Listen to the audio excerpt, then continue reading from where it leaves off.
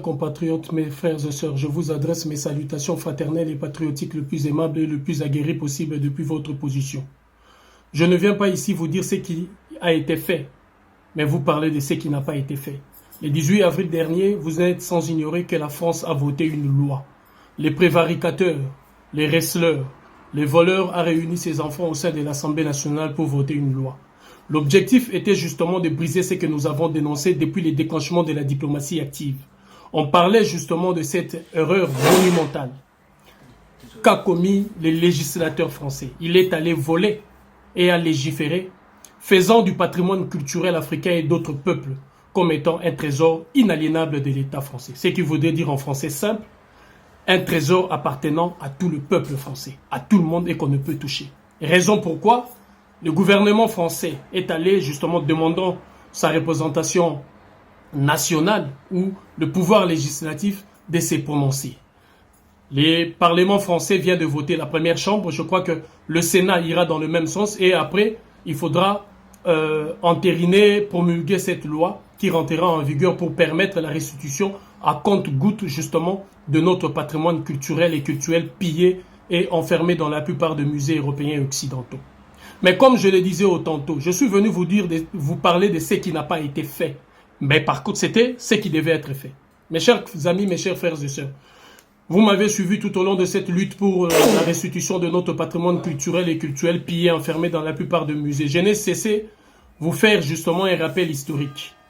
Nous avons eu le temps de remonter le cordon ombilical du temps pour regarder justement, faire la rétrospective de notre passé et voir ce qui s'est passé pendant ces 4 temps ou ces 4 périodes. Les premiers pillages, les premières spoliations ont commencé justement dans notre histoire récente vers les années 1200-1300. C'est là que les nations européennes et occidentales sont entrées en Afrique et ont commencé à piller notre patrimoine, à piller justement ce qui était, si vous voulez, partie intégrante de nos sociétés, de nos communautés et de nos empires, si vous voulez, ainsi. Ils ont commencé à piller entre 1200 et 1300, allant jusqu'à 1400-1500. Ça, c'était la première vague de pillage. La deuxième vague va commencer justement de cette période de 1500, justement vers 1800. Là, vous vous rappellerez que nous étions dans la deuxième phase. Et à la fin de la deuxième phase, c'était la destruction de tous les empires et royaumes africains. Qui, vous vous rappellerez, c'était les derniers bastions de résistance de notre mère patrie, l'Afrique. Et là, à partir de 1800 jusqu'à 1960, il y a eu la troisième vague. Cette troisième vague, comme vous le savez, c'était la période de l'hypercolonialisme où aucune structure étatique, sociétale n'existait. Les royaumes européens, barbares, criminels, ont tout pillé, détruit. Et c'était la débandade et le désordre total. Justement, la loi à laquelle je fais allusion, c'est une loi qui cadre cette période. Si vous voulez, entre 1815 et 1972, à peu près cette période. Ce qui est inacceptable parce que, et les autres périodes, je disais qu'il y en avait 4. Donc, après 1960, de 1800 et quelques à 1960, fin de la troisième période de pillage. Après 1960, il y a eu justement le commencement de la quatrième période, d'où on pourrait justement situer la responsabilité des États africains parce que c'est en 1960 que la plupart des États sont devenus indépendants et ont accédé à la souveraineté nationale et internationale. Par cette loi, la France veut tricher. La France décide justement d'effacer dans nos mémoires la période de 1200 et quelques à 1500, la période de 1500 et quelques à 1800, pour commencer justement de la période de 1800 à 1972.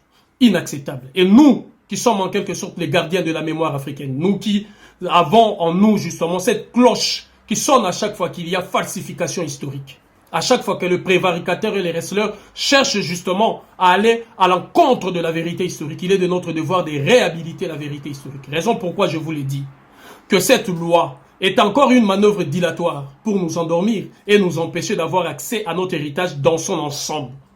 De partant de 1200 et quelques, donc depuis la pénétration de ces nations barbares et criminelles, parce que quand je suis allé au Portugal, je suis allé retrouver justement des pièces allant de 1200, 1100 même. D'où les prévaricateurs ont commencé leur pénétration dans notre chère et mère patrie l'Afrique. Donc il y a eu 4 périodes. Si la France doit aller vers sa représentation pour voter une loi, cela doit concerner, j'allais dire, toutes les 4 périodes de pillage, de vol et de spoliation de notre patrimoine culturel et culturel. J'en viens au deuxième point. Dans cette loi votée par la représentation française, ils ont évité justement, ils ont mis à côté ce qu'ils considèrent comme butin de guerre, c'est-à-dire comme trophée de guerre. C'est-à-dire, ils ont exclu tout ce qu'ils considèrent comme des œuvres qui ont été prises par leurs armées. Or, on sait tous que tout notre patrimoine a été pillé à travers des expéditions et des campagnes militaires.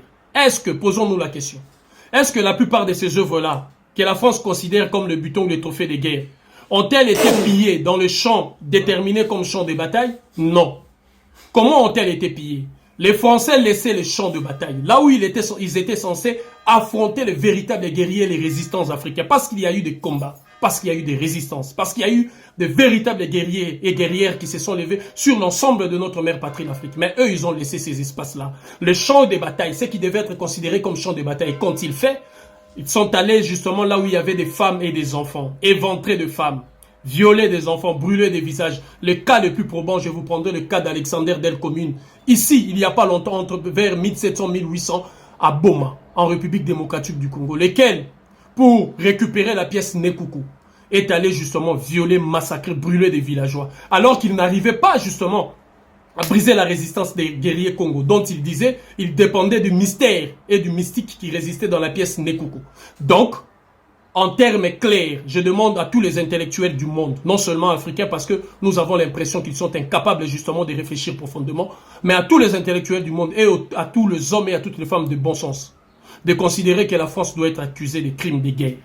Parce qu'en évitant justement d'aller sur le champ de bataille, sur le front, et allant dans des villages, massacrer, violer des femmes et des enfants paisibles, ceux qui n'étaient pas censés faire la guerre, pour voler, spolier et piller ces richesses-là, cela doit être qualifié de crimes de guerre. Ainsi dit, la France, les États-Unis, la Grande-Bretagne, la Hollande, la Belgique, toutes ces nations doivent être accusées de crimes de guerre. Donc ce qui devait être fait, y compris ces pièces-là, qui justement ont été mises à l'écart parce que cela considère, les Français les considèrent comme étant des trophées de guerre, doivent être réintégrés et réincorporés dans l'ensemble du patrimoine culturel et culturel pillé et restitué aux pays et aux États africains. D'où la nécessité aujourd'hui de l'un des guerriers et de l'un des fils dignes de notre mère patrie l'Afrique, votre camarade Mouazoulou Diabanza qui vous parle, de s'élever, de dénoncer fondamentalement cette supercherie de la France qui, à travers justement cette manœuvre dilatoire et cette gymnastique juridico-judiciaire et législative, cherche à duper les Africains et les esprits les plus faibles. Mais je vous regarde. D'où je dénonce cette loi et j'appelle justement au bon sens de toutes ces nations criminelles, prévaricatrices et barbares, d'incorporer dans cet héritage justement les pièces que la France, par exemple, considère comme étant de butin de guerre. Parce que vous n'avez pas été capable de vaincre les Africains sur le champ du combat. Vous l'avez fait en Haïti, vous l'avez fait partout où vous êtes passé.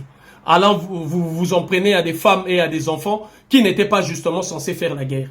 Donc ce sont des crimes de guerre. Et cela doit être dit et cela doit être dénoncé avec force et vigueur. Raison pourquoi je suis ici pour dénoncer cette loi qui, dans un premier temps, scinde les périodes, veut justement effacer dans nos mémoires les trois autres périodes que j'ai énumérées ici, mais aussi qui met à l'écart les pièces et les œuvres d'art et les œuvres, si vous voulez, les entités miniaturisées qui, selon leur entendement, sont justement des butins de guerre, ont été raflés par des campagnes et des expéditions militaires. Non, cela est inacceptable. Mais aussi, nous le savons, les campagnes évangéliques, les campagnes et les missions justement religieuses sont allées dans le même sens. Donc, la lutte pour la restitution de notre patrimoine culturel et culturel ne souffrira d'aucune interprétation erronée, fait et justement, si vous voulez, distiller un poison et un mensonge distillé par le prévaricateur et le receleur. On ne demande pas la permission et l'autorisation à un voleur pour récupérer ce qu'il a volé. Unita, dignita, courage.